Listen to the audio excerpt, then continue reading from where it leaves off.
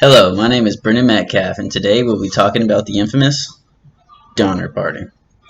In the spring of 1846, an advertisement appeared in the Springfield newspaper. Come one, come all to California. A group of 81 men, women, and children heeded the call, the leaders of the Donner Party and the Reed family. Their names were George Donner and James Reed. The journey west usually took about 4 to 6 months. Can you imagine going on a family road trip where you had to walk with your kids? Are we there yet? Are we there yet? Are we there? No, we're not fucking there yet. We've been walking for 10 minutes and we won't be there for 5 months. A man named Lansford Hastings, an ex-lawyer turned explorer, sent messages all throughout the Oregon Trail claiming that he found a new and faster route to California. Yeah, because you want a man who failed to be a lawyer out east and had to go west to be your guide. On July 12th, the Donner Party decided to follow this new route called the Hastings Cutoff, which bypassed established routes and crossed Utah's Wasatch Mountains and the Great Salt Lake Desert. When the much larger wagon train broke off at Little Sandy River and went the normal route, the group needed a new leader. James Reed was elected, and this was mostly because everyone else was too much of an immigrant or just a woman. The group might have been called pioneers, but they actually had very little knowledge on how to traverse this rugged land. By the time they reached Black's Fort on July 27th, Hastings had already left. This is divine warning number 1. Hastings, however, had lied so much about the great self-named Hastings Cutoff that Reed voted that they go that way. Further down the path, the group ran into one of Reed's old friends, James Kleiman, who was coming from California. This man warned the group, do not take this path because there are too many wagons and children for you guys to cross. That is divine warning number 2. July 31st, 1846, the group left Black's Fort and the party turned south instead of taking the northern path around the mountains that most of the immigrants took. Within days, the group had found out that all the warnings might have had some merit. The hills were steep and the pioneers had to lock up the wagons to stop them from sliding down the hills. Just imagine pushing your mom's Tahoe up a hill while some jackass has the brakes on. Hastings left the group messages and directions on the trees along the route. Divine warning number 3. You don't follow directions carved into trees. On August 6th, they found a letter saying, hey guys, it gets pretty bad up here. Y'all should stop and I'll come back to get you. Reed and a few others rode on ahead to see what this was all about. But Hastings had only ridden back enough to meet this group, pointing in a direction and going, you guys should follow that way? Ish? The group had a new decision to make. Keep going in this crazy route in the general direction a man who has lied to them several times already said they should go, or turn back. Reed, being the white middle-aged father he was, didn't want to admit he made a bad decision, and the group pushed forward.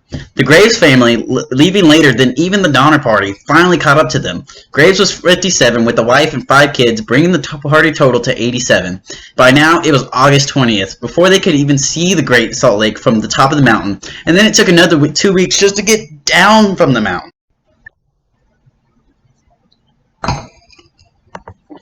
The group found a tattered and torn letter from Hastings, warning the group that there was a rough 2-day journey ahead with no grass or water. The group decided to rest before they would set out. Now, when you hear desert, you know it's hot and sandy, but in this case it was a salt flat that would maybe have been better to travel than sand. But God really must have hated these people and made the salt crust muddy from the water from the earth rising to the surface. Divine warning number 4.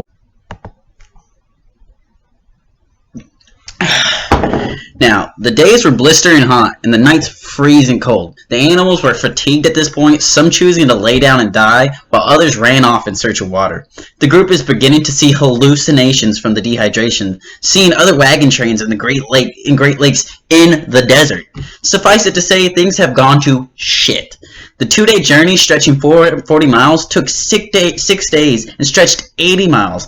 All in all, the shortcut delayed them a month. The group agreed Hastings was a scum and that they would Caesar him when they met him. Through all of God's torment on these people, no one had died up to this point. Well, except Luke Halloran, who died of TB, and in this story, that's honestly a very disappointing death. By now, it's well into October. People are grouchy, tired, and very irritable. When 2 wagons get intertwined, John Schneider angrily just beat the crap out of Reed's oxen, and Reed tried to intervene, but Snyder decided to whip Reed because he got in the way. In response, Reed fatally stabs Snyder in the collar. Some bitch had it coming for a long time. Honestly, I gotta say, that really came out of nowhere. Turns out Schneider was a very popular member of the group. He played fiddle for them at nights, which the only thing I could imagine him playing is...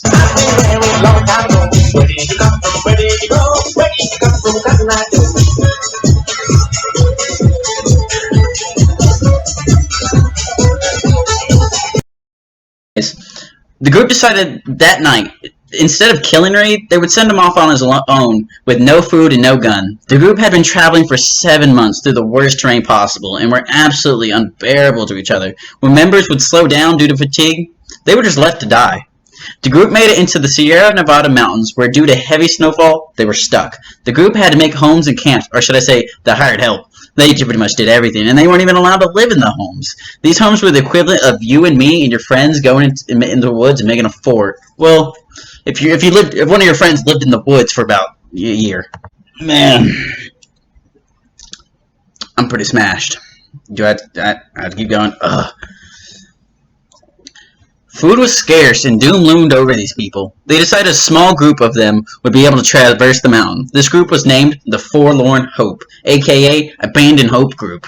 Good name. Several members of this group died due to the harsh elements, and when that person died, the group had to make the decision to either starve or eat that person. Of the 17 members that started the search for help, only 5 survived. They had, by some miracle, had run into Reed, who had already went to war and returned a war hero. Reed got the ball of a rescue team rolling. It took 3 trips to finally rescue everyone who was left. Oh, you guys are still here. The people who remained at Chucky Lake suffered the same fate as many members of the Forlorn Hope. Either the elements got you, or malnutrition did. And when you died, it was time to Gordon Ramsay that body. The last people at Chucky Lake...